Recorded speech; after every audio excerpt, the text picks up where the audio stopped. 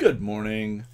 So, thanks for joining me. We're going to do another fun and exciting 2 hours of programming, continuing to work on the ice-repos project, where, let's see if we demo what it looks like at the moment.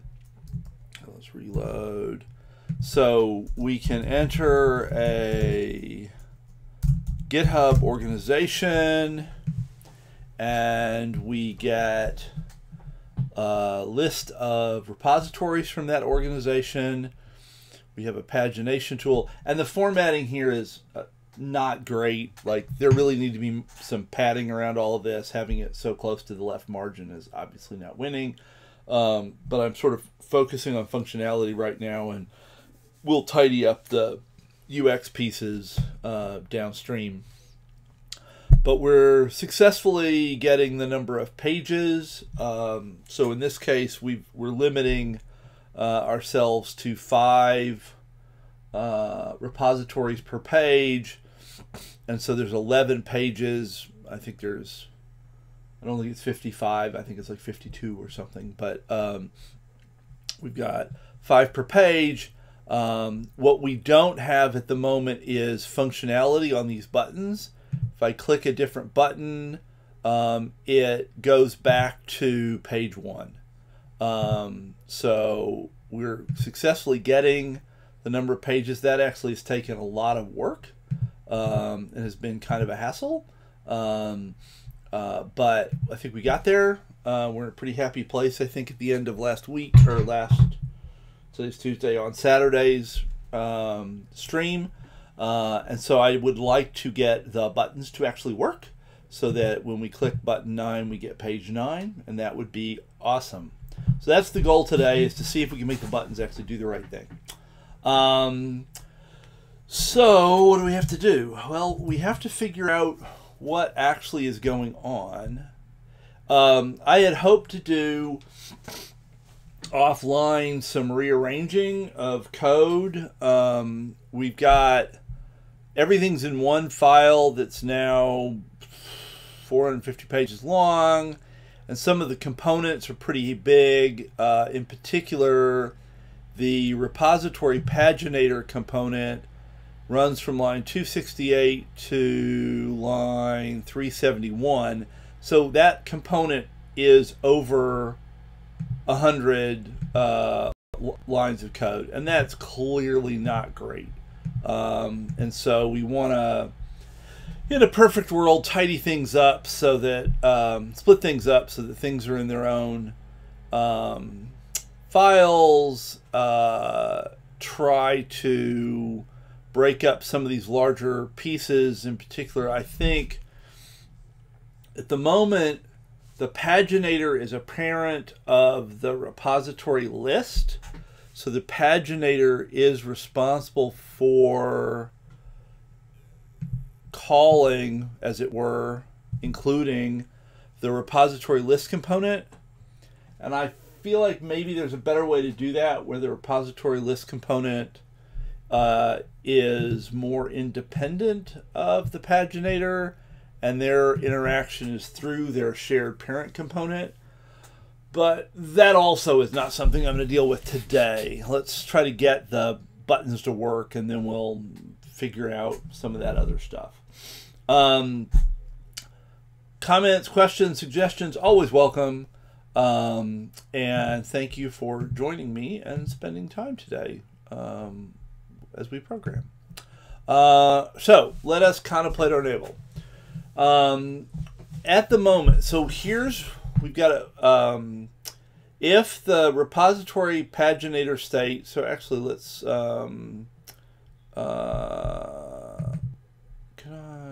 let's see, how about type definition?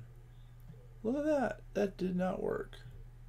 Oh yeah, it did. If I go here, oh, right there, awesome. It's actually in the same thing. I've not used that feature of VS Code, and so that's kind of nifty. So repository paginator state has a vector of repositories, the current page, and the last page. And So we get the vector of repositories that comes from GitHub, and it's the vector of repositories on the current page. It's not all of the repositories, because we only get one page at a time from GitHub. So this is actually the current page repositories, which maybe could have a better name then, but I'm going to leave it alone for now. The current page is the page number, so maybe we're on page 4 of 11, and then last page is what's the number of the last page, and so that's in our example 11. So here we're saying if the last page is greater than 1, then we'll lay out a group of buttons, pagination buttons.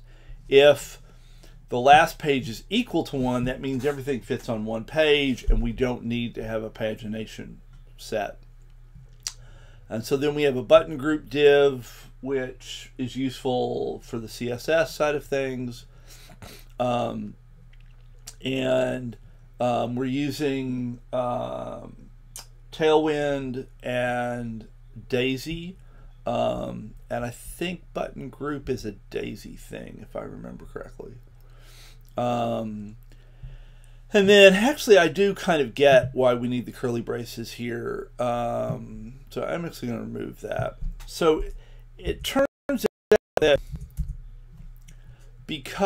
so we're in this HTML macro that's provided by you, and if we want to do sort of complex Rust stuff inside of the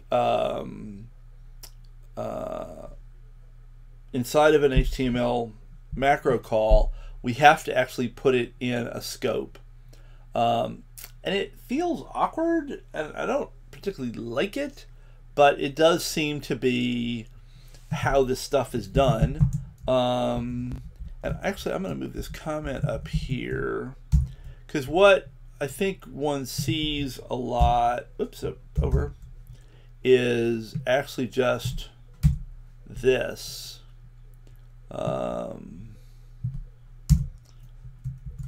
So that we don't sort of add a whole nother level of indentation. Do I like that? I don't know if I like that or not. And there is an HTML nested thing. Maybe it would be useful. I haven't actually spent enough time. Hey, esitsu, welcome back. I haven't spent enough time reading up on HTML nested to know if it would be useful here, but whatever. I'm not going to chase that now. And so we have a range that goes from 1 to the last page. We map over page number, and then for each of the page numbers we're going to create some HTML that's basically a button, and we'll collect all those buttons into an HTML, which actually is a pretty nifty use of collect, that you can map or use some other iterator to generate a bunch of HTML and then collect it into a single HTML at the end. And then the buttons. So this is where something clearly isn't working, because when we click on a button,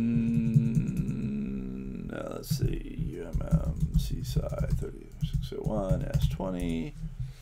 When we click on a button, we end up jumping back to 1, and we always display page 1.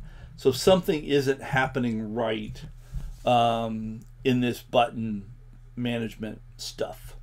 And so I want to work on that today and see if we can get the button to behave appropriately. So what are we doing here? So we have a class, and this is basically this paginator button class definition. Sets the class to either be just plain button or button and button active, and that's what gives us the highlighting. And so that, I think, is correct. I hope, and if you watch carefully, if I click on something, it does actually highlight as the active button for a second, but then it hops back to 1. So I think that logic is good, and I think we're happy with that. Let's see, back down to where we were. So there's something happening, sort of coming from this on click. So we make a button callback, and we hand it the current, the page number of the button that we're building, and the repository paginator state. So we need to find make button callback. Go to definition. Takes the page number for the button and the current repository paginator state, and we're going to get back a callback on a mouse event. And we're callback from, we're going to ignore the actual mouse event because I don't think there's anything in it we need. I think all the information that was relevant is in the button number, so we don't need to mess with chasing the mouse event particularly. So we've got the current, so we're making a repository state with an empty set of repositories because we're presumably jumping to a new page. Now, one thing that just occurred to me is we probably should only make a new state if the page number is different than the current page number, because we don't, if I were to click on the button that's already there, I don't actually want that loading to happen. Ooh, and that loading locked up. That's interesting. I haven't seen that before. And if I click somewhere else, it works. So there's something odd happening.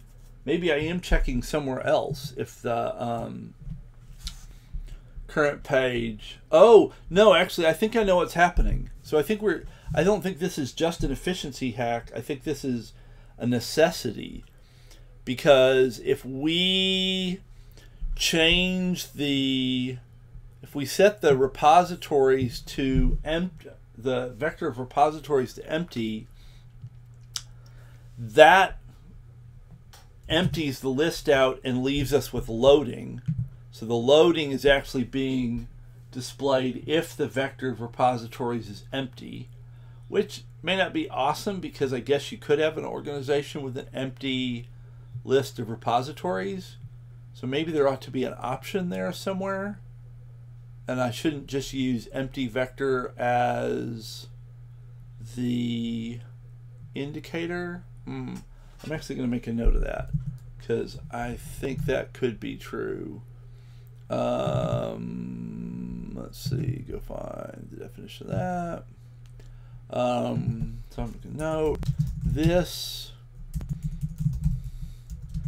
should probably be an option vec repository to distinguish between an organization that has no repositories versus we're waiting for repositories to be loaded. So I think that's a thing that probably ought to happen. Okay. Well, I'm not going to deal with that right now. Where were we? We were right here. But this, I think, does need to be dealt with. So we don't want to do all this stuff if... Oh, so what was the problem? I think the problem is that if the page number matches the current page, we empty out the list of repositories, which leads to the loading, and then this stays the same because we're basically setting it to be its old value because these two things were equal. And because this doesn't change and the URL or the organization doesn't change, neither of the things that this component depends on changed. So the use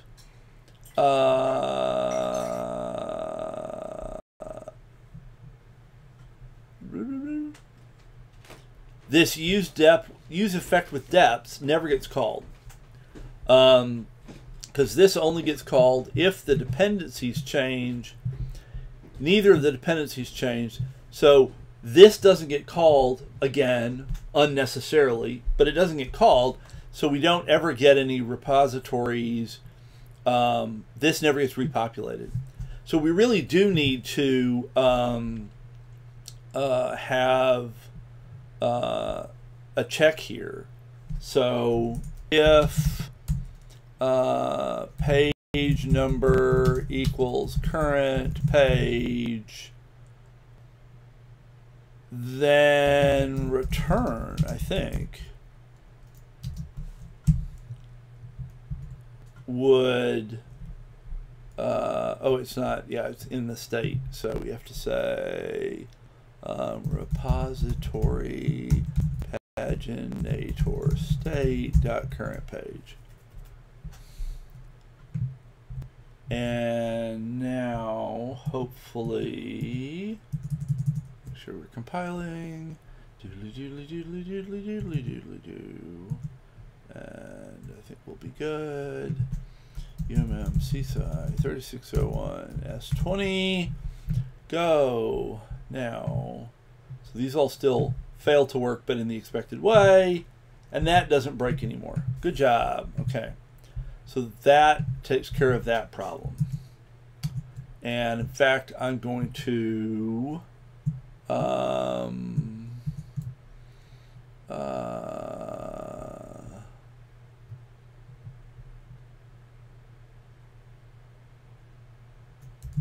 commit that before I get too far downstream, or I'll forget where I am. Oh, and I went ahead and added a constant, which obviously that happened just before we started, and I haven't committed it, which is the number of repositories per page to get, because it seemed like it was probably a good idea to have that in a named constant rather than just like hacked in. And so that actually shows up here. So in fact, I could stage that hunk and stage that hunk and create constant for number of repos per page. This removes a potentially annoying magic number. Boom, ba-doo, ba-doo, ba-doo. And then the rest of this is, oh, there was this just reformatting. I'll go ahead and include all that in all of this. So fix current page, fix bug when clicking on the current page. If you clicked on the button for the current page, so that probably should be current page button.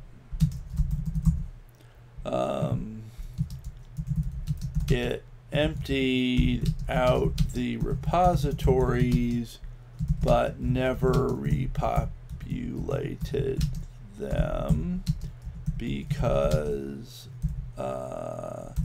the dependencies for the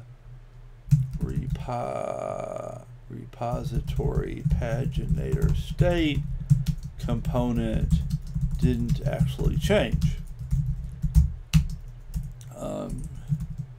This fixes that and tidies up the formatting. Can't spell of the repository paginator state HTML. Okay. Now back to where we were. Okay, so now we won't do anything if the if we've clicked on the current page. I'm actually going to put a blank line there. Now we make a new repository paginator state with no repositories because we don't know what they are yet because we're moving to a different page. We're setting the current page to be that page number. That seems correct. And the last page will be whatever the last page used to be. And that is useful in a variety of ways. And then we set the state to be this new state. All of that seems reasonable. So that makes me think the problem is in the code that actually gets the information from GitHub and updates the state. So I think somewhere in here we're probably, actually I bet it's right there. We're setting the, yeah, right there, that's the problem. We're setting the current page back to 1 even if there is a current page. So here there could be a current page that's meaningful and we use it here.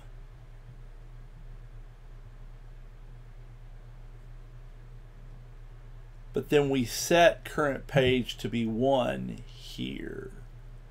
So is that really all it is? Does this just need to be current page?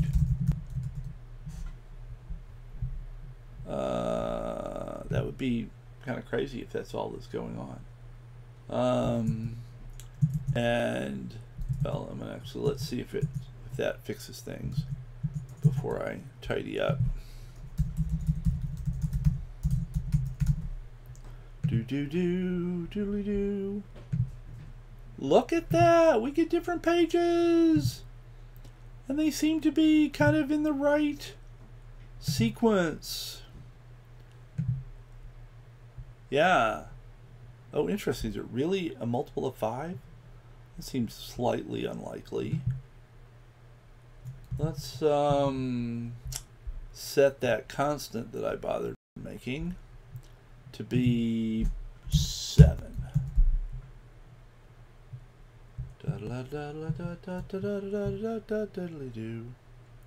Come on, compile it up.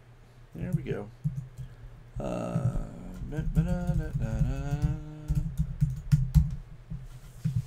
So if it was genuinely 55 and we have 7 per page, we would expect 8 pages. So 7 pages would get us 49, and then we'd have 6 more on the last page.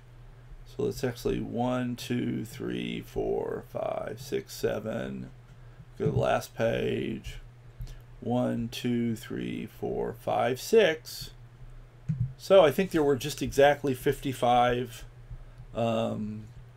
repos, and this looks reasonable. We start at labs 0 and 1, labs 1 and 2, because these are sorted by last modified, so in general they're going to be in the order that they happened in the course, unless a student went back and modified something long after for some reason. And then we get into iterate. Well, it gets a little weird there, doesn't it? Iterations. Now lab 3, lab 3 and lab 4.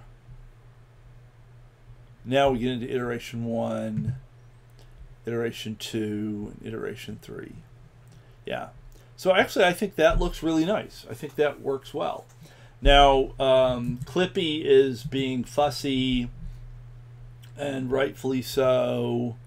I should have right here, since the field name and the variable name are the same, I can just get rid of this, and then Clippy will be happy and we'll get the same behavior. Okay, cool. So that fixed that problem. Yay! That was easy. I was kind of thinking there was going to be something to do there, and there was not really anything to do there. So yeah, so this is the main thing. Fix the let's see,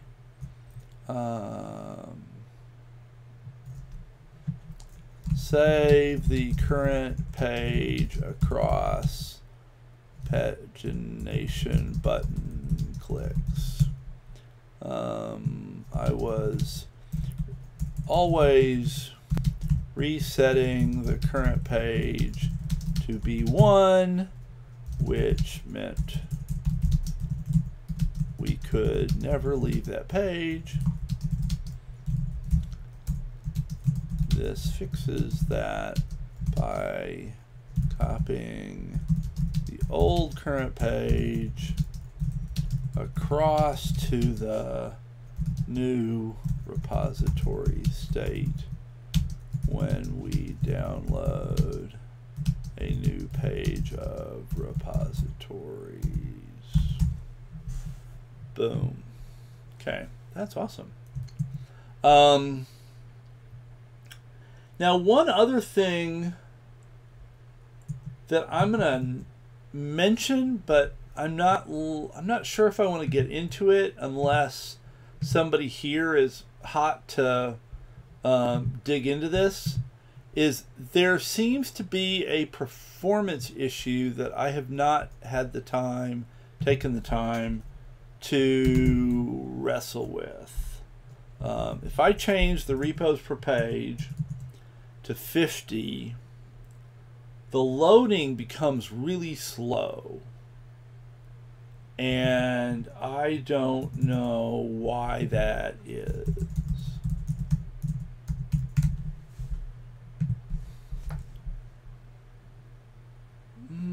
That wasn't that bad. Huh. Maybe it... No, that really isn't all that bad. I wonder if somehow the thing we just fixed made it better. I still feel like it's a little on the slow side.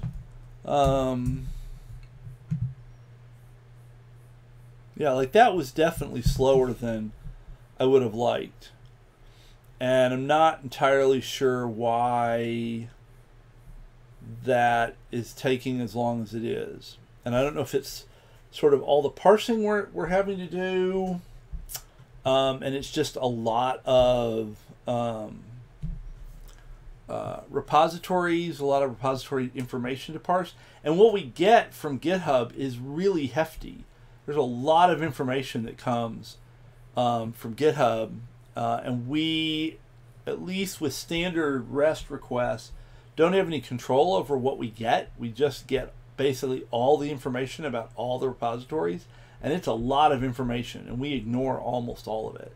And this suggests that one solution would be to try to use GraphQL so that when we request the list of repositories we specify exactly what we want, and we only get that from their server, and then our JSON package coming back would be a lot smaller. And so that could be the issue. I don't know. And I don't know how easy it would be to do some timing tests to figure out where the bottleneck actually is. But it does seem a little slower than I would like. I don't think I want to mess with it right now. But it does seem to be a thing. So actually I should probably say something somewhere. It's probably in repository list.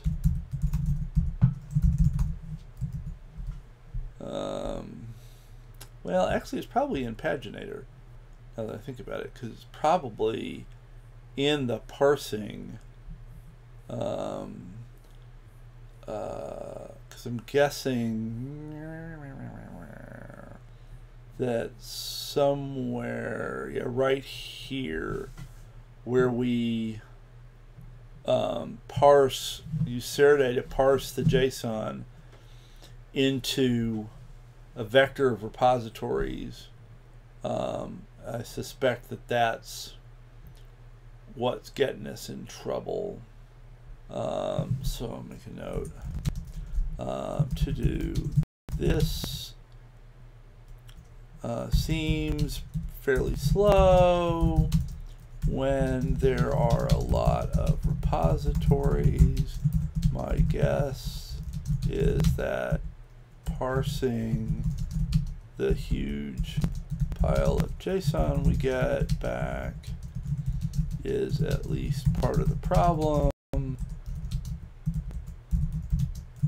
Switching to GraphQL, and I say all this, I've never used GraphQL in my life. I know it exists. I've watched videos and stuff, so I know the basic idea, I think, but I've never used it, and I've certainly never used it in Rust, and I've never used GitHub's implementation of it. So this would be yet more stuff I don't really know anything about, which is the story of this project.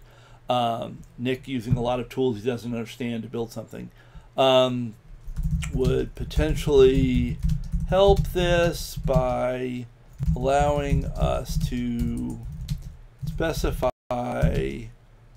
the exact info we need for each repository, which is a tiny subset of what GitHub currently provides,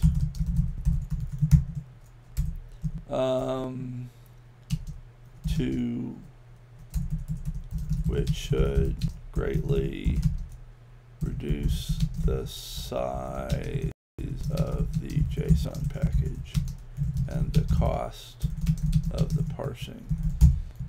Boom. Okay, I'm going to commit that note as well. Add note about the potential value of switching to GraphQL. Oh, that was a terrible idea.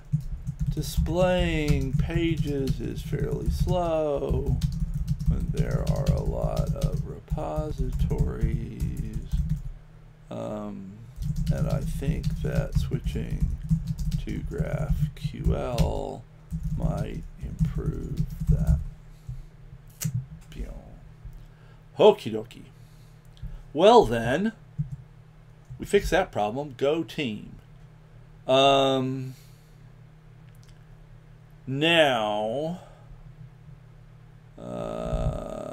so that's telling me to make that into its own thing. So we're parsing the total number of pages.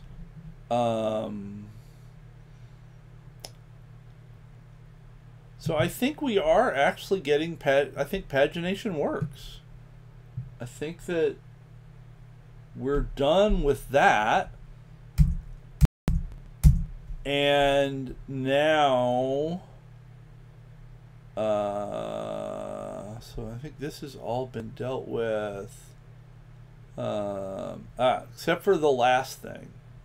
So the checkbox list is still an issue to deal with. So now I think it's time to actually wade into some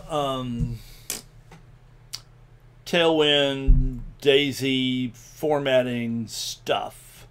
I'm going to make that go away.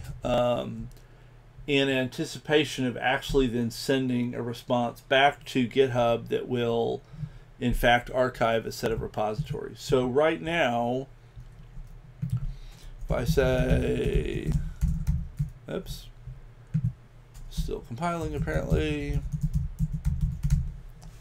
If I go here, I really want these to be in some form that I can select so that I can say these are the ones I want to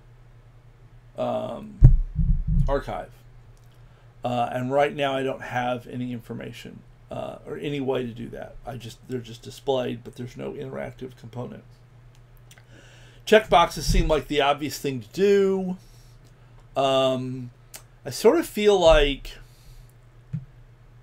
there ought to be a whole component here for each repository, that the repositories are getting complicated enough that they deserve to have their own component, and that the checkbox, because yeah, so that's a good question. Will the selected items persist across the pagination?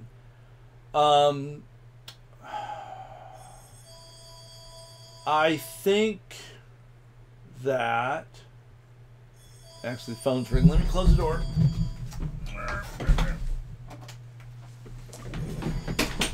I think that, I don't know, that helped very much.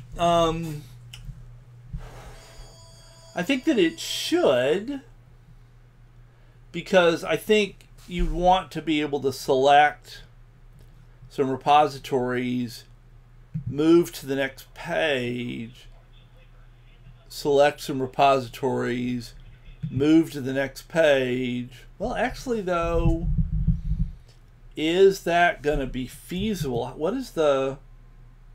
Oh, I think. See, do I still have the API documentation up? Okay, so let's see.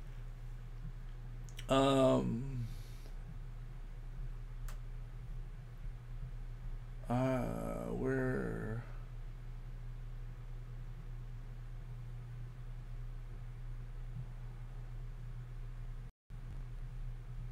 I know I've seen that archiving is possible. But I think it happens on a single repository.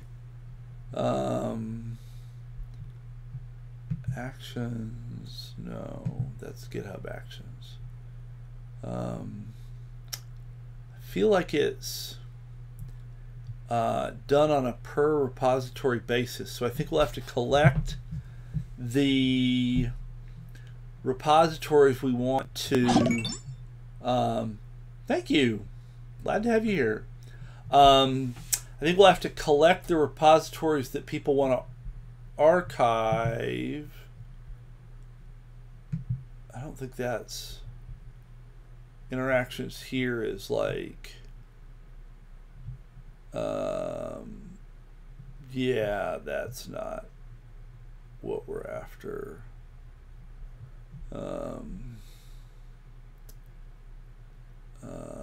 User issues, licenses, markdown, meta.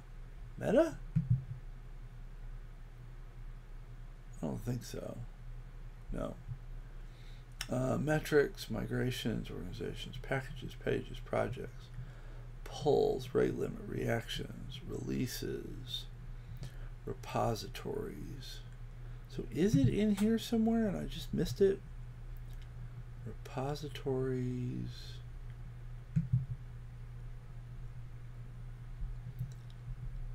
List organization, create, get, update, delete. Oh, update. Is that where it was? Visibility has issues. Actually, was archive would have been at the top, I would have thought.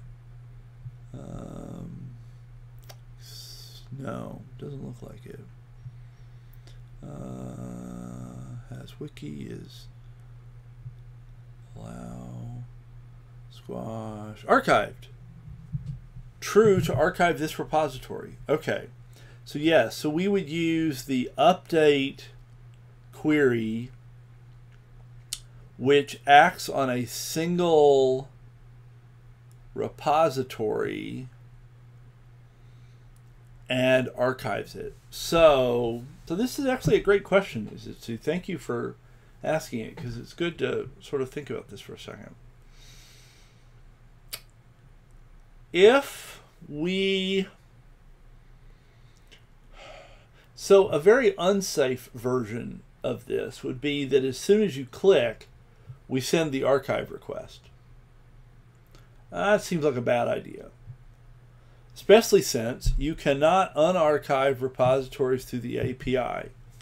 So we really, like, if somebody's using this tool, if they archive something, they can't undo it unless they, except for by going to GitHub's web interface and unarchiving them. And since the point of this is to allow you to archive a lot of things at once, and the only way to undo it is the very slow one, process per repository, this would not be a popular thing if we inadvertently archive something. Which makes me think, so that's a possibility, is to collect all the repositories and give the user a confirmation screen at the end. And that's a thought. My other thought, and I would love to hear, your opinions on the matter, would be to actually have the archiving happen per page. That you would make your selections, and then you would say, archive those repositories for that page, and then move on to the next page. That seems maybe a little clunky in being per page. On the other hand, like if in this case there's 55 repositories, if I want to archive all, let's say 52 of them or 48 of them or something, that means that last page is going to have 48 repositories, and realistically most people probably aren't going to look at it. They're not going to look through 48 repositories that they've all just selected and maybe made mistakes doing. And whereas if the groups are smaller, maybe they're more likely to actually look at them.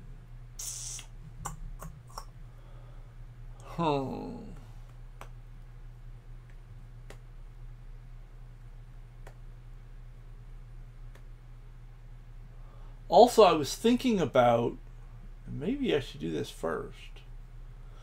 I was thinking about, like, right now, currently archived repositories are being displayed, but with a gray title to indicate that they've already been archived.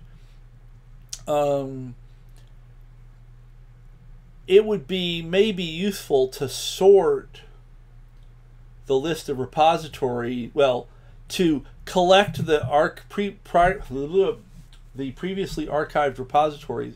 Oh no, but I can't do that easily. I was going to say it would be nice to put the previously archived repositories all at the end, but I can't do that unless I get all of the repositories. Because right now page 3 only has the repositories for page 3, and so there's no way to shove these out here to page 8 and get the 2 repositories from page, well, actually you'd skip this one and get these 2 repositories from page 4. So without downloading all of the repositories and then sorting, which seems like not a great idea, there's not a good way to deal with that. That might be another reason to use GraphQL, because we might be able to say in GraphQL that we only want unarchived repositories, and we wouldn't even get these guys, and that would be nice. So maybe let's hope that we can do that. So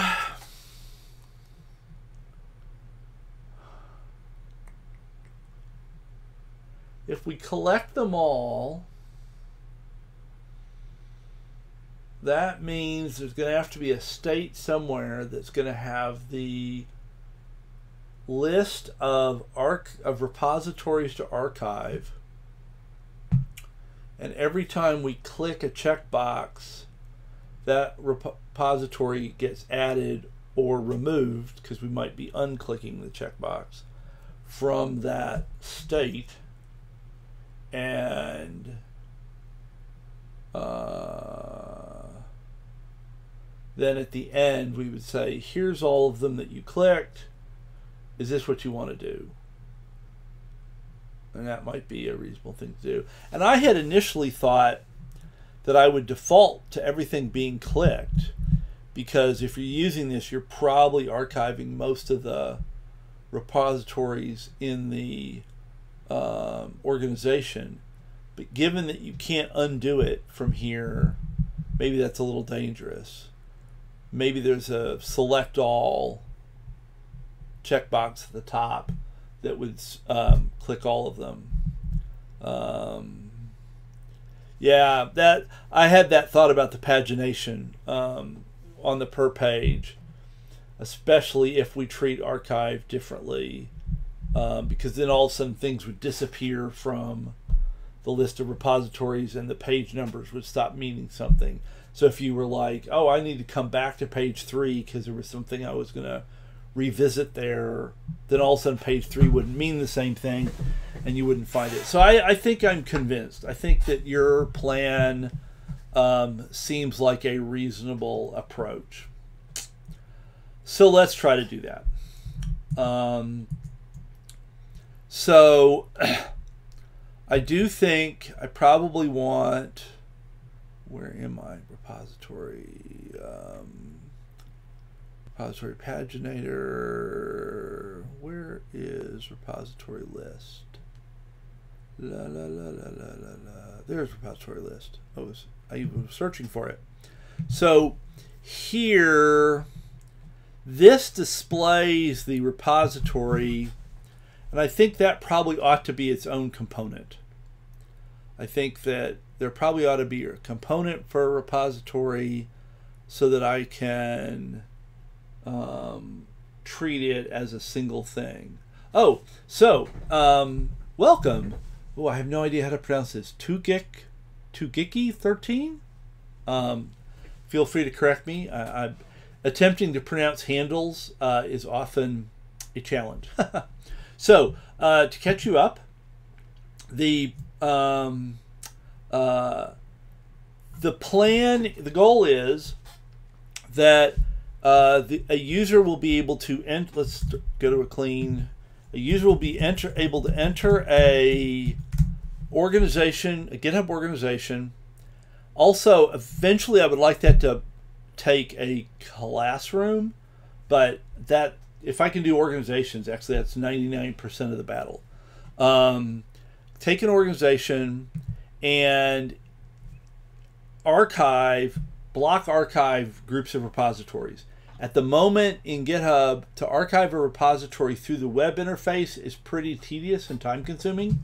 And I'm a university professor. I teach classes where we generate, for this class, there are 55 repositories. And this is from spring of 20, so this is over 2 years ago. And I have not archived most of this. And I should. Like these projects are dead. People shouldn't imagine that they're live if they stumble across them. And I don't want to be getting notifications where it's like, oh, there's a security problem. I hadn't actually thought about it in terms of policy. It was more just, I don't want to get notified if things are like, if there's a security flaw in a library that one of these projects depended on. I just want to have these things on ice and not have to think about them. And if the students are admins on their own repositories, and if a student wants to continue to work on a project, a lab from class, they certainly can, which is part of why I'm displaying when the project was last updated and pushed to, so that if there's some indication that people are actively working on something, I can avoid archiving it inadvertently. But in general, these old projects, I would like to just be able to archive them. And I like to be able to do it in a bulk way that's a lot faster than going to each GitHub page and going into the settings and doing the archive and having to type. If you've never archived, it's one of these things where you have to type the name of the repository. And if I could just do them in a bulk way, that would be great. So that's sort of the goal of the app. But for me, I'm teaching myself Rust. Over the summer, I've been teaching myself Rust. And I also decided that I wanted to do this as a web app. And so I picked U without any particular reason other than it seemed to be one that people were using. So I'm kind of learning U, which I didn't know anything, and I've never built anything with React, and U is essentially built on top of React, or sorry, that's not true. It follows the general structure of React. So I'm kind of half learning React under the covers and learning Rust. So I hadn't thought about link dependencies. That doesn't come up for me personally because all of these projects, none of these projects depend on each other because of the way we sort out the classes. But that actually is an interesting idea, which I'm going to add as an issue.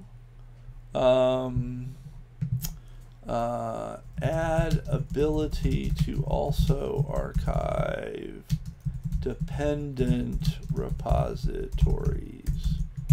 2key13 Twitch suggested. So you provided. Can't spell. A nice suggestion that it could be useful to also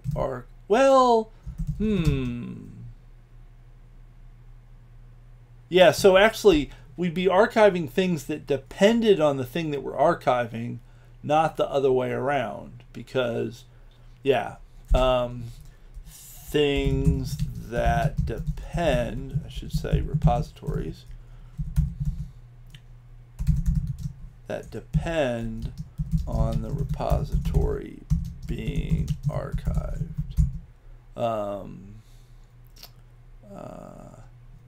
That doesn't immediately affect me because there are no cross-repository dependencies in our class projects, but I could see it being useful for other people.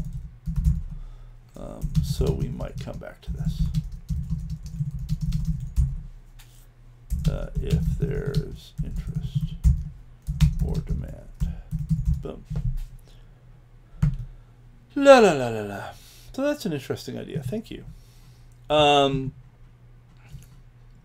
So for the moment, the issue was, actually let me back up. I think I want to turn these guys into their own components so I can format them separately, and then oh,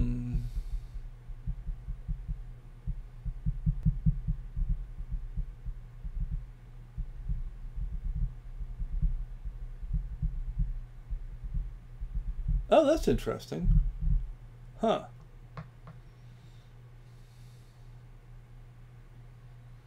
Cool. I don't know anything about the P2P version of and you say GitHub. Is that I assume you mean GitHub and it's just a typo, but so I didn't know that there was a P2P version of GitHub that people were looking at. Well, that's interesting. I will have to look into that. Let's see. P2P GitHub.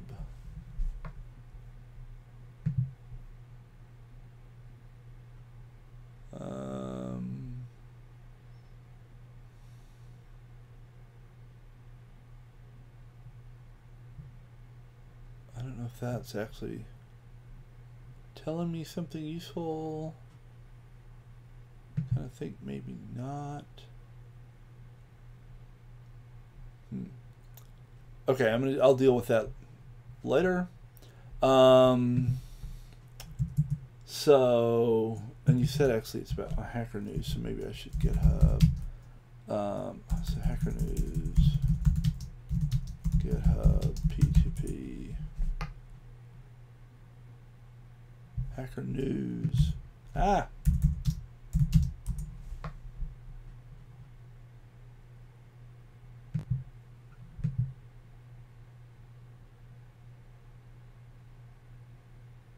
I wonder if that's it.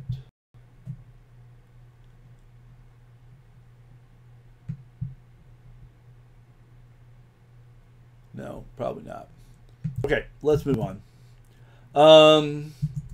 So I would like to move, I think, the card out, the repository out to be its own component. I don't know whether the checkbox should be part of the component or not, or whether the checkbox should be outside the component. That's not entirely clear to me. I think put it in the component, maybe. But let's actually extract it first, and then we can worry about that issue. So we've got the repository list. Boy, I really need to clean this up. This has gotten very long. But let's go ahead and put this. I think it makes sense to have it right before repository list. So we'll have function component, repository, I think just repository, fn repository props, repository props, HTML. So we're going to have a repository props. We're going to have to derive, clone, and partial EQ and properties from that.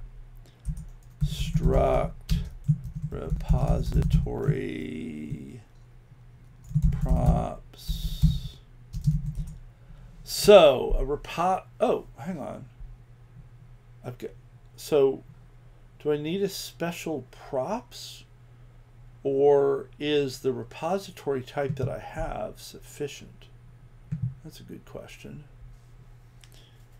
I'm guessing that what I have is enough. Oh, it's interesting. I'd forgotten. We're actually still collecting all the unused elements in the JSON in this extras. And I wonder if that is part of the performance issue. Don't think so, because Saturday's gonna have to parse all that stuff anyway. Oh, maybe some conversion. But I think I could just make this a properties, and that would be do what I need. So the question about what's the purpose of the checkbox. The checkbox is to indicate, do you want to, so let's say I don't need that. Let me just get that far. And then HTML bang. Okay, so that should all compile. Yes. Oh, what? Oh, I can't use repository. What if I call it repository card? Yeah, okay. That'll work. The checkbox is to indicate, do you want to... oh, yeah, come on.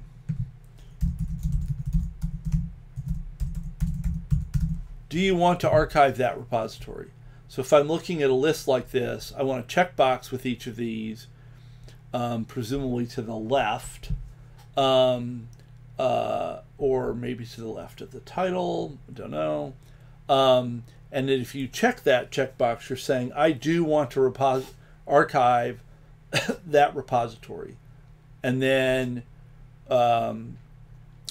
we would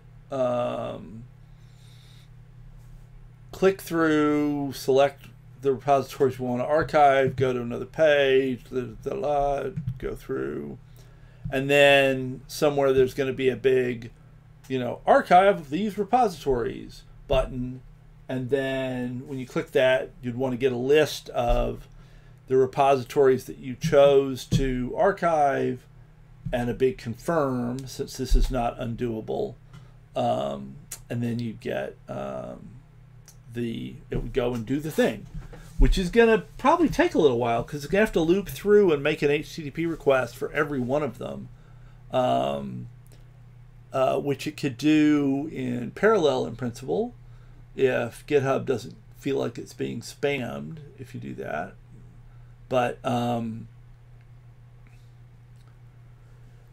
yeah, so that's actually the archive all of them. I'm a little nervous about that just because the work isn't undoable. So that I don't know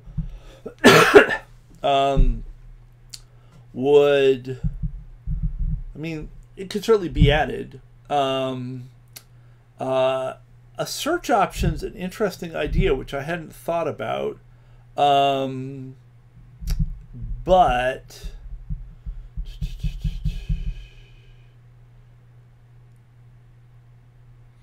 I guess I kind of feel like if you're searching, you're probably, well, maybe not. Maybe that's a thing. I'm going to add that as another issue.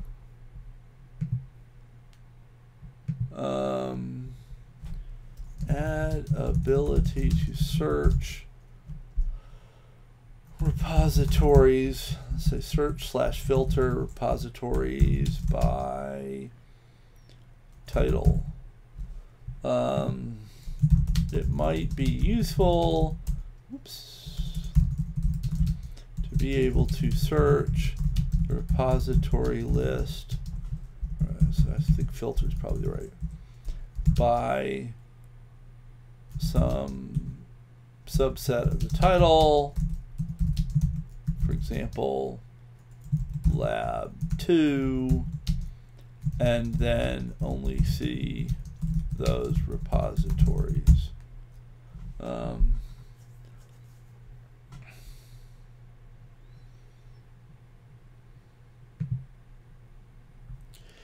Yeah, I think that at the moment, since it doesn't even exist and I haven't used it and no one's used it, kind of worrying about what would be fastest seems to be pretty speculative at this point.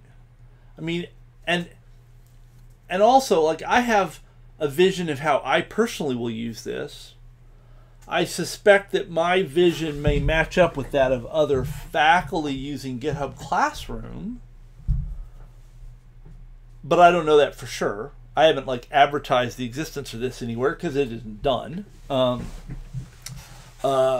it's sort of in a workable state, I'll mention it in some places, and we'll see if anybody tries it and cares, and then see what kinds of feedback we get. And then I don't know if anybody else outside of that kind of environment is likely to use something like this. Maybe, because I'm sure there are times when an organization shuts down for whatever reason and it makes sense for them to want to archive all their repositories. maybe this would be helpful for them. But it seems like a slightly niche tool at the moment. But I could be wrong. You know, I should be so lucky as to have a lot of people interested, right? But for the moment, I'm going to focus on sort of doing the thing that, solving the problem that I want to solve for myself, and then we'll see. So I'm scratching my itch, and then we'll see where that goes after that. So if I want a repository card, where am I? Here we go. So all of this stuff basically wants to be, so basically I wanted repository card here with how does that, I forget the syntax, because I'm okay, so it's the value, the name equals the value. Okay. Oops, what am I doing? Repository card, repository equals repository. And I think I can just do that and grab all this, and that becomes this. Wah, wah, wah. And all of this needs to be indented 1. Okay. And is that actually it?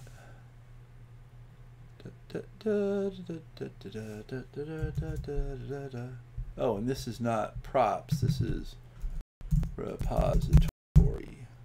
Ooh, the same name as the oh, but it doesn't mind that. It's a little weird to have the function. So maybe this should be repository card to match the, oops, that would be this, to match the name of the component here. I think I like that better. Now, some things are not happy.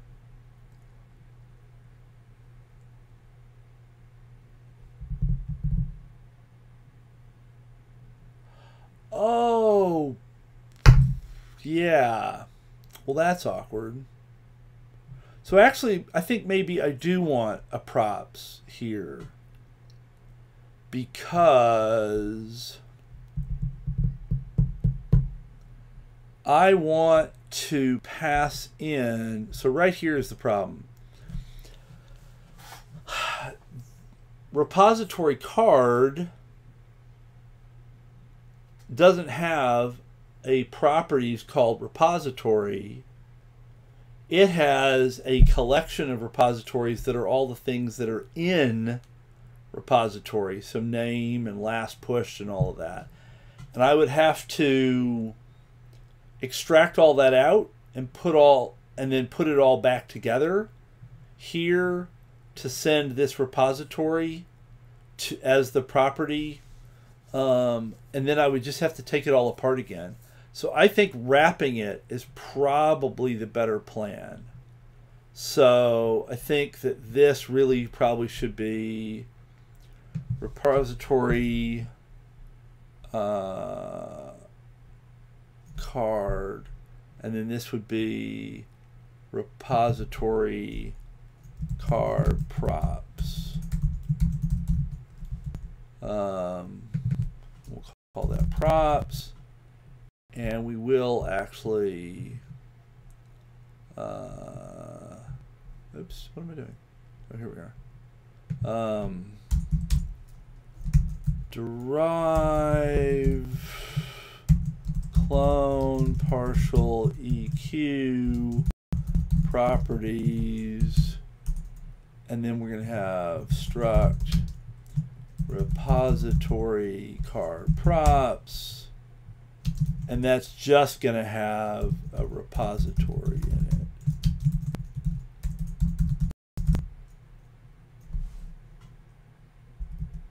Yeah.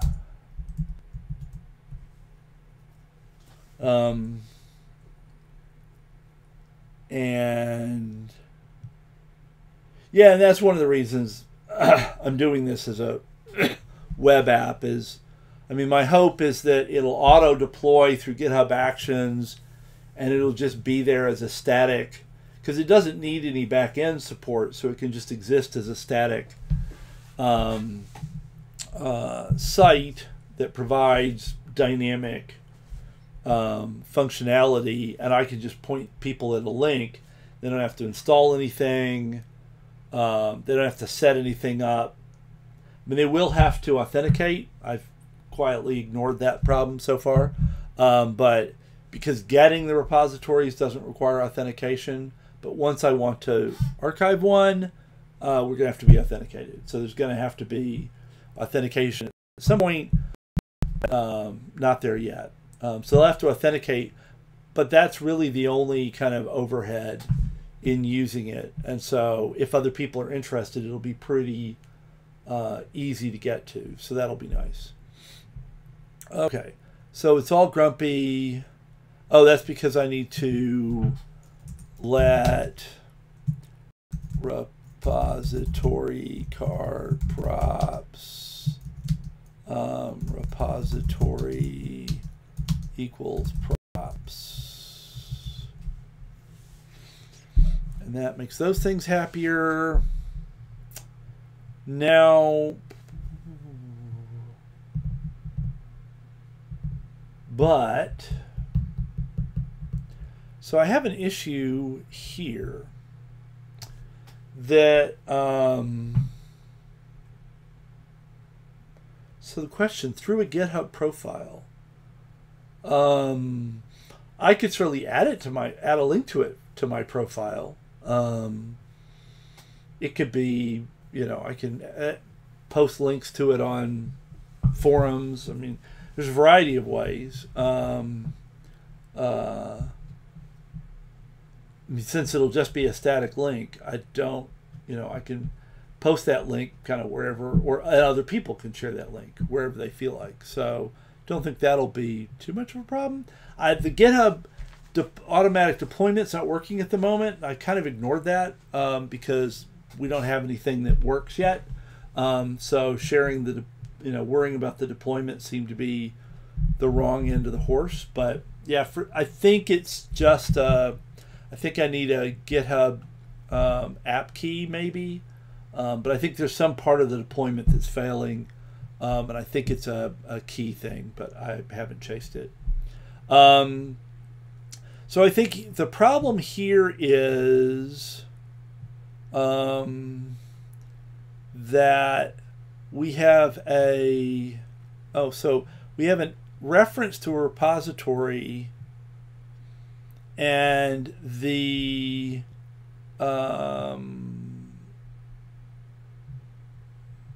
repository card takes a reference to card props, which contains an actual repository that it owns.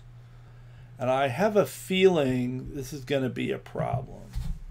So I can turn that into an actual repository, but now I think I'm in an ownership problem.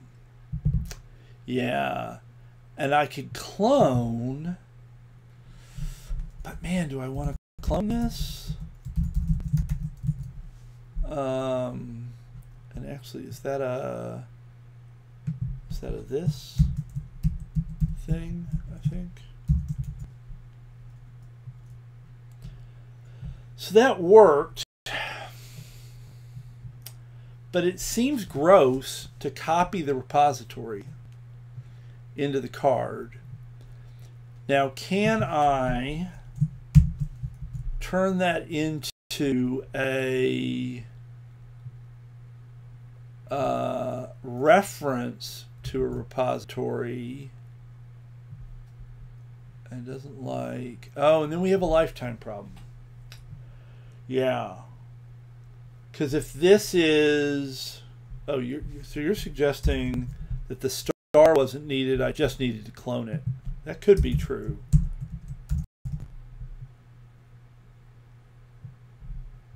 Oh, yeah. But I'm still cloning well,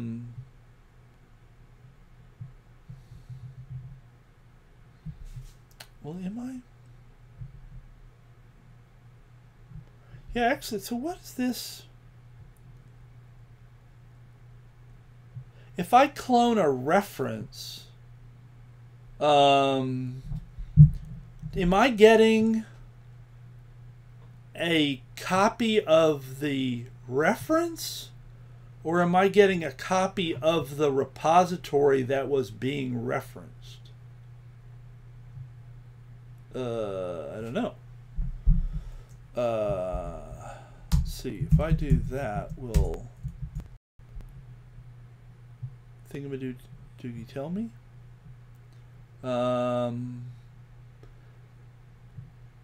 Clone takes a reference, so you're getting the own type, not a reference. Okay. Which I suspect if I were to look at, okay, yeah, so it takes a reference to self, but it returns a self, not a reference to self. So this is a reference to a repository, and it returns a straight up copy of the repository. Correct. Okay, thank you. Now,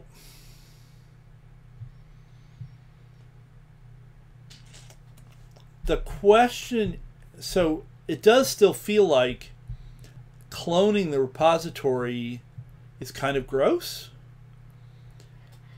If I were to make this a reference, then I have a lifetime problem, because it doesn't know when it can get rid of that. Now I could make that a box or a reference counted an RC, and that would avoid the lifetime problem. Or I could make the lifetime static, or I could try to figure, because I think I looked this up, and I think that in the U documentation, components essentially have static lifetime. And so if you're going to have lifetimes in U, everything probably becomes static. Now that may change in an upcoming version of U. At the moment, components can't take generics, and so one of the consequences, you can't specify lifetimes for components, because you'd like to think that if repository list had lifetime A, that then a card in that list would have lifetime A as well. But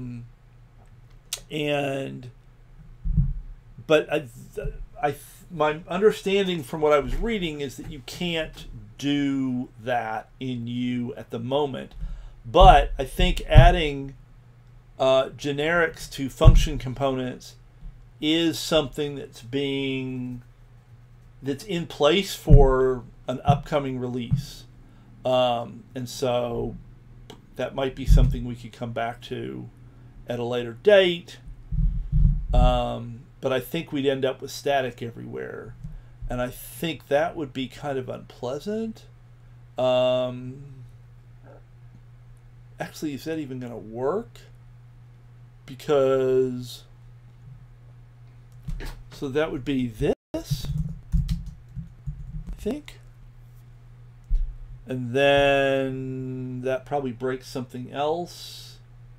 Oh, then this wouldn't be clone.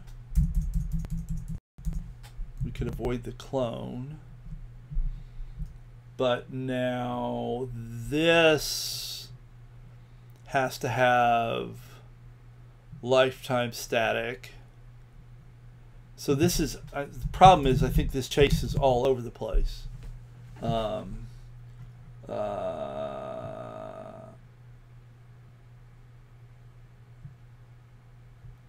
Oh no, this reference doesn't have the lifetime. Huh? Really?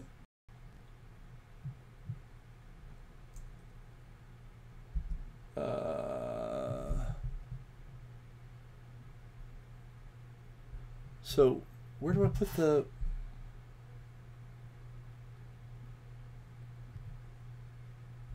I don't remember where I put the staticky thing. Oh, is that...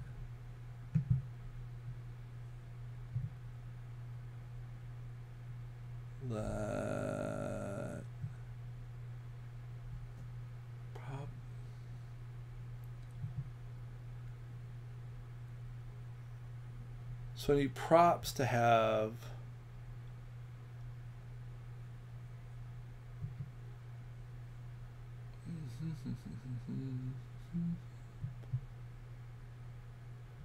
Yeah, so this needs to have static. Right? No, it doesn't like that. Reference must not have a lifetime. I need to look up some documentation, obviously.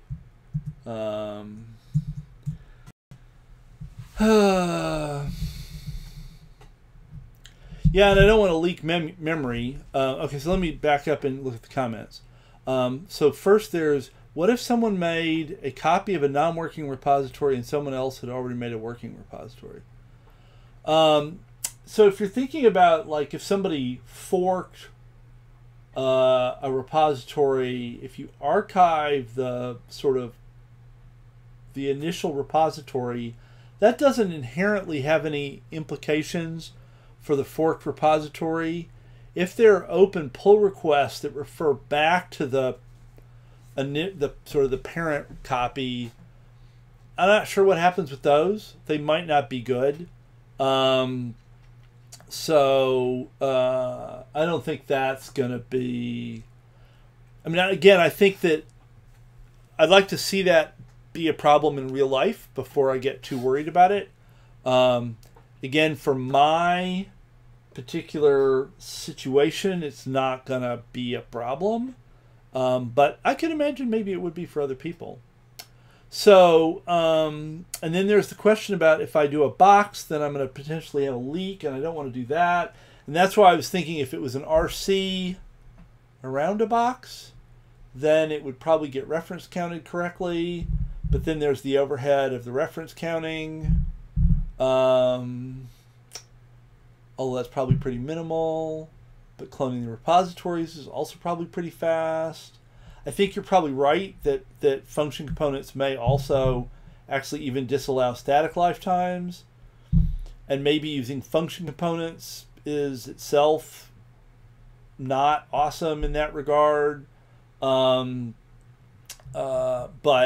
let's go ahead and just go back to cloning the repository, because I don't want to spend forever futzing around with this. I'm going to leave a note, though. Having to clone the repository in repository list is annoying, and it would be cool to turn this into a reference without making a mess of the memory management. But this is one of these things that I like about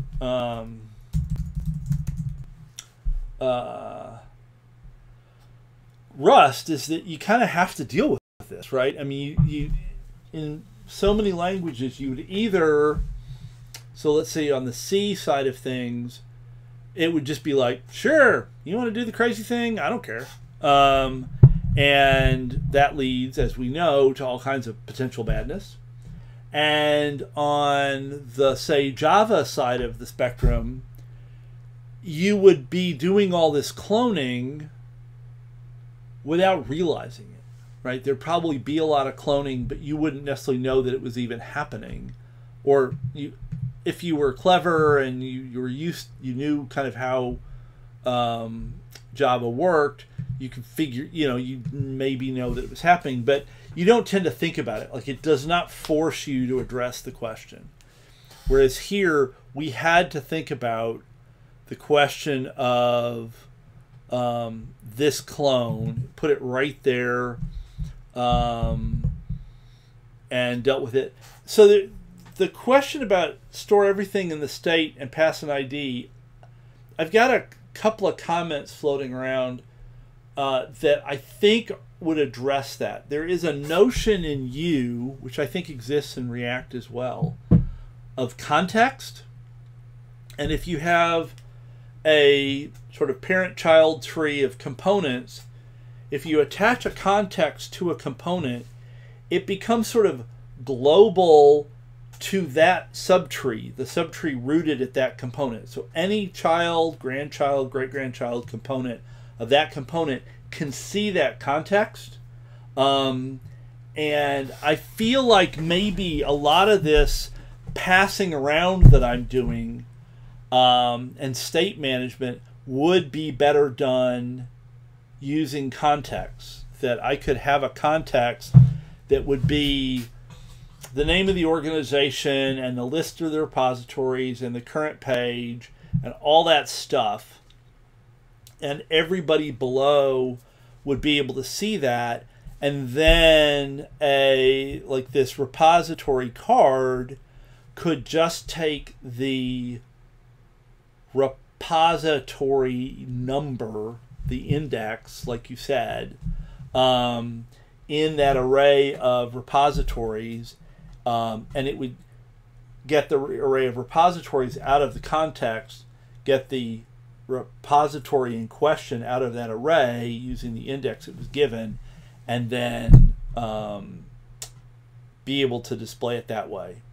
And this is further indication that that might be the right idea. And it would certainly avoid a lot of this a lot of the cloning would disappear. I don't, and there's a lot of string cloning that's floating around, like actually right here, because I've got things instead of references of things, and this does sort of make me think even more and more that context might be the right thing to do. I sort of am a little hesitant because it does feel a bit like global variables, and global variables generally bad, but it is also kind of constrained to the tree of everybody that needs it, and everybody does need it. Like the fact that we're having to clone these things is evidence that we have to have this information. So maybe that is still the right thing to do. Maybe that could be the next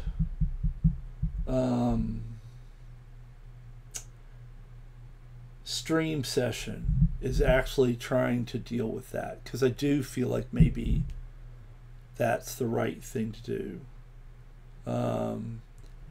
And you're suggesting I don't need the clones before format. Why do I have the clones there? Because it doesn't feel like you would. Let's try getting rid of them. But I bet they're there because something yelled at me. Assume? Or not. Well, I don't know why those were there. That was silly.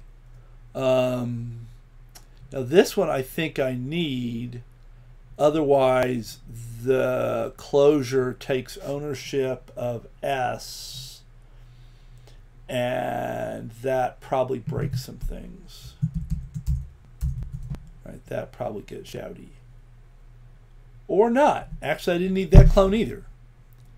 Why was that there then? And do I need this clone? Yes. Okay, that one I need, because without it, I'm taking ownership of name out from under the repository, and that's not a happy thing. because we're going to refer to repository later. And so I think the same thing happens here because we're referring to repository later.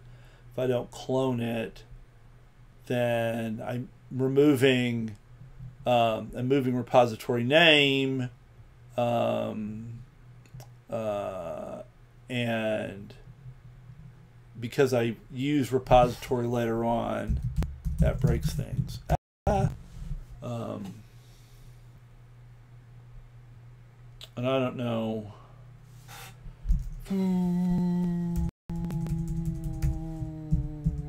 I think the answer is no, but let's find out. Oh, well, look at that.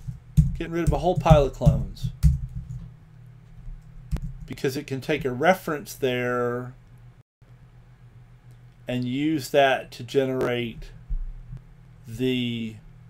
So that's basically a stir slice, and it's able to use that to generate the text it needs to put in that spot.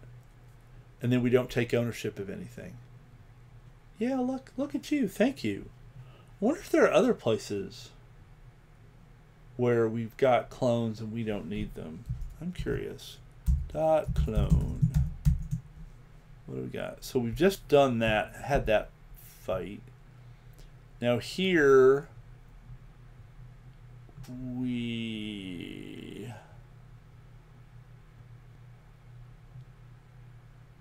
Oh man, we're cloning all over the place.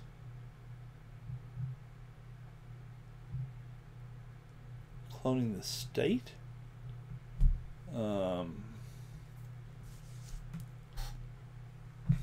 Wow.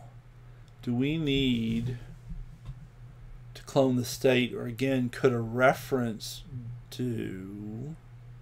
I feel like we need to clone the state because it's referred to in...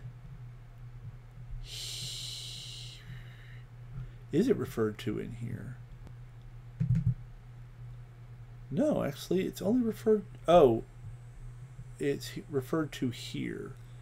Yeah, so I think you do need to clone the state so that it can be... The clone passes into the future. And I think I think these states are really just references. So these handles. So I think cloning these is cheap because you're not cloning the actual state. You're just cloning a reference to it. And I think it's doing arc or something like that to make sure that the underlying state is reference counted and doesn't leak. So I think that clone is a necessity. Now, why do we clone the organization? And do we need to, or can we do a string thing?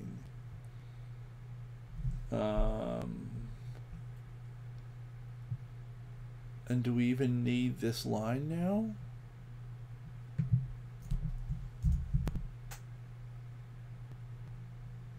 Oop, yeah, that broke something.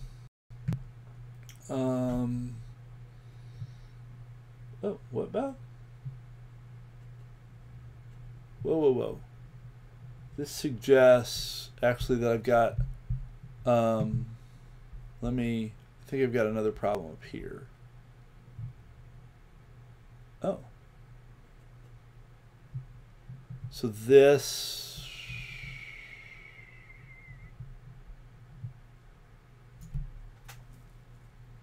so actually what, hello. Is that related to the clones change that I just made?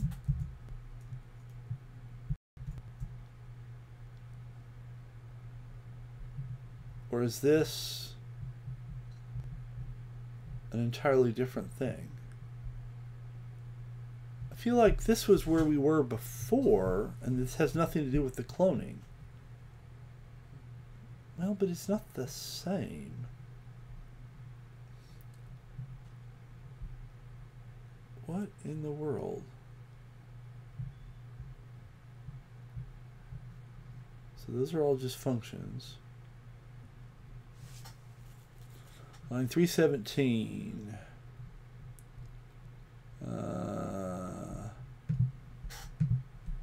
Oh, and I changed this. Oh yeah, so I changed something to be a reference to a string instead of a string. Where did I do that? What have I done? Let me just undo. Oh, that clone. I think that's going to be the problem. Yes. Okay. So if I clone this, this is a string. If I don't clone it, it's a reference to a string. And but why did that break things up here?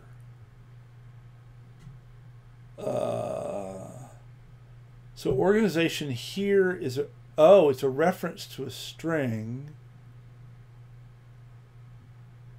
And if I don't clone that, then this is a reference to a string. But actually, I'm okay. Whoa, hello, go away. I'm not sure I get. So if I get rid of the clone,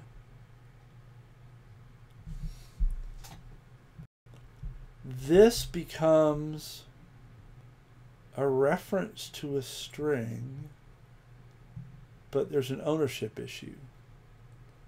There's a lifetime issue. And if I clone it, the lifetime problem goes away because it's able to infer the lifetime. And so you need an owned value. So it's because this organization is being passed in here and then passed in again here, we end up with this pile of clones. Yeah, that's right. So we copy the string so that this can move in here as an owned value, and then we copy it again so it can move in as an owned value here. And so that's why all that stuff has to happen. Yeah. Okay. And that would be something where I think I do because, well, let's find out. I feel like I do. Yes. Because again, we have a lifetime problem because spawn local has static as its internal lifetime, and it refers to organization here, and it doesn't know that this organization will live that long. So we're forced to do this clone.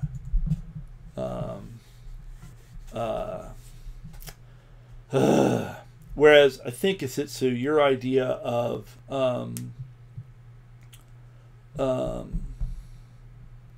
having kind of a shared top level thing, what you would be copying if you copy anything would be simple numeric IDs, as opposed to copying arbitrarily long strings, and then those IDs would reference back into that shared state. Yeah, it needed to be passed as a dependency because of the need for it to depend on the organization. If we change the organization name, then we want that to rerun. And so we have to pass in organization and current page as arguments.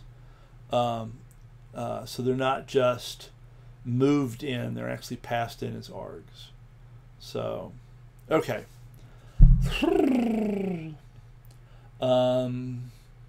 One thing, so I feel like we're going to at risk of beating this horse to death, but one thing that occurs to me that would be annoying about having everything in a shared context and passing indices around is you now don't have the support of the Rust compiler telling you things about lifetimes and memory leaks and things like that in the same way. Because you're just passing indices around, the compiler can't figure much out about those. Like, it can't tell you much about whether you're using them incorrectly at compile time.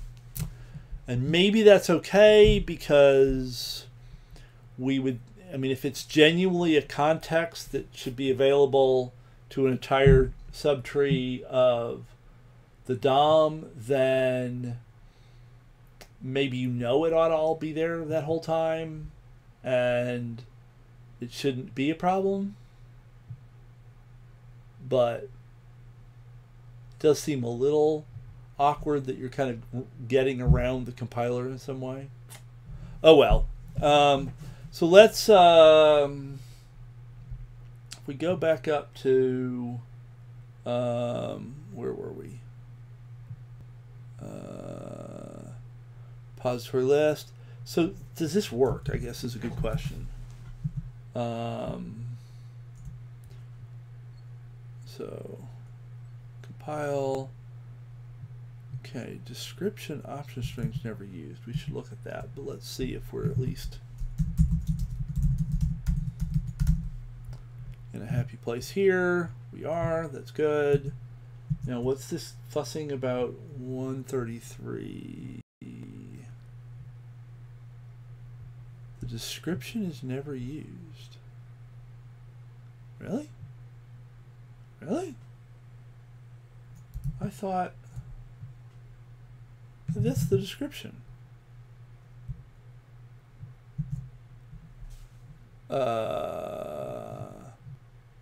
Seriously? Description. Yeah, right there.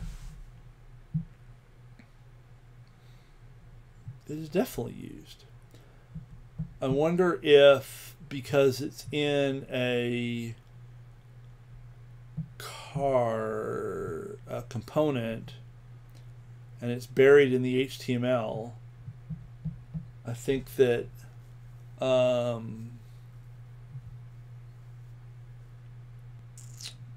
it just doesn't know. It's not figuring out that that's actually ever being used, which is a little weird because it knows this is a repository, but maybe because it's in the HTML macro, it can't tell that that's ever being used. Huh.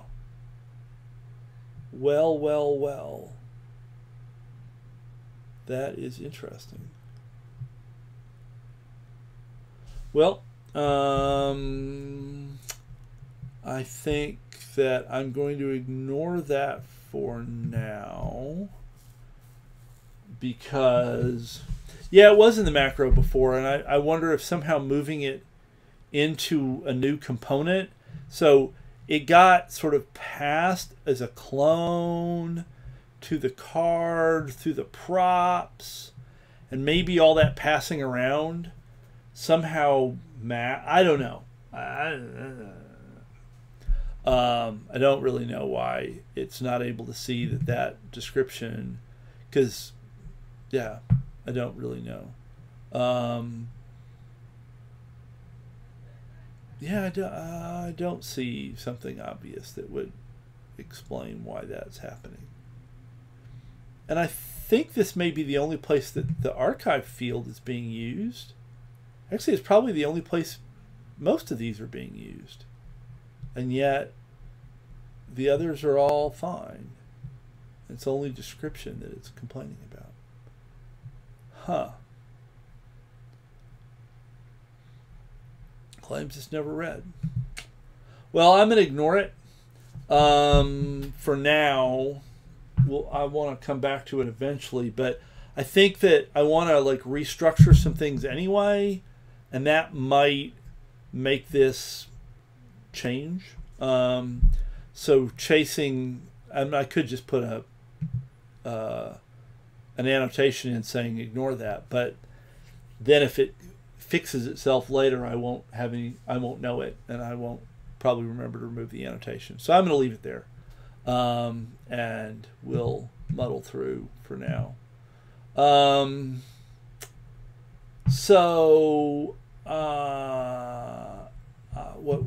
We just did the move the thing into its own card.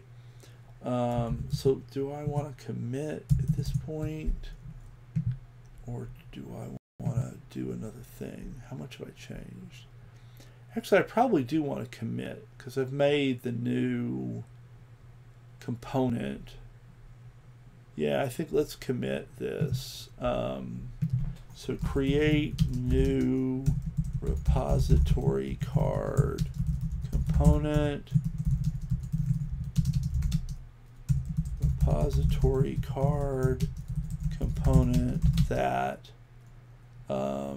is used to display the information for a specific repository. Oh,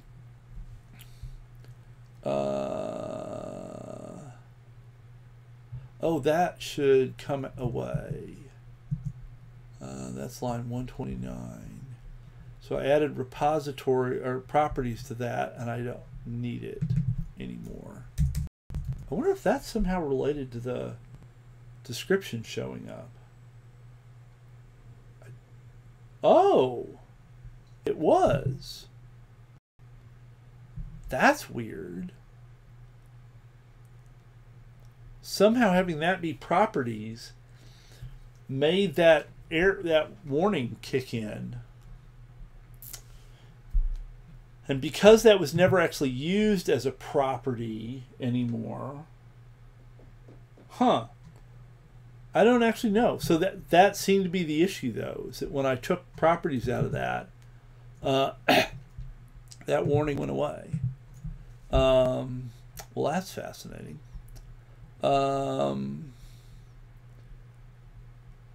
And so this is all just doing that, and this is taking that out. Yeah, okay. Boom. And now, okay, it's 10 till. I'm going to actually stop there for a second, and I'm going to actually talk shop a little bit, since at least I think, yeah, we still have several people here. So I'm going to talk shop a little bit. So over the summer so far, I've been streaming on Tuesday and Saturday morning. I think that's not a great time. Well, I think it's probably a really good time for morning people and for Europeans in the evening. So if you were on continental Europe, 10 to noon here would be 5 to 7. And I kind of suspect, especially on the Tuesday, that I may be getting more Europeans than North Americans. So I was going to explore also streaming. So I'm going to keep those two streaming sessions, but also stream on Wednesday evening and Saturday afternoon. So I would start that tomorrow, actually. So I'm looking at streaming as well as the existing times, also streaming at, let's see, go away, you. So 5:50 p.m. So that's like UK time, I think. If I understand my time zones correctly. So I'm thinking of streaming so keep the same slots on Tuesday and Saturday morning, but also stream on Wednesday 7 to 9 p.m. CDT and Saturday afternoon from 2 to 4 CDT. And so I'm hoping those would be more accessible to people in North America and especially on the West Coast. So 10 to noon on the West Coast is 8 to 10 a.m. which is pretty early for someone to be getting up on a Saturday to watch me program. So I was going to try adding a few slots and then see what happens. Like, see who shows up, what the responses are like. And then I don't know if I'll keep 4 slots because that's 8 hours a week. And I do have other things I need to do. But I figure that maybe through September I'll try that out. And that'll also be when a lot of people start school. So if there's students, that'll maybe we'll get to see what happens there. I may not work on the same things in those afternoon streaming sessions. I'm not sure. I've got several other projects I'd like to be working on. And I don't know if I want to like work on this in parallel with some other things or kind of try to focus on this and get it done and then move on to some other things. But I might work on some lab projects, probably still in Rust for the moment, but lab and or research projects in Rust in the evening sessions, and keep doing ice-repos in the mornings here. So that's what I'm sort of thinking about. I don't know if that makes sense or if people have thoughts on the matter. I also am thinking about whether it would make sense to create like a Discord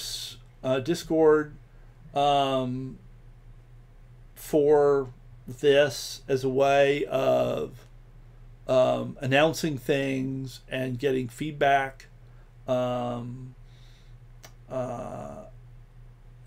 thought about it. I've done it, but I might try to do that, especially if we move to 4 streams working on different things.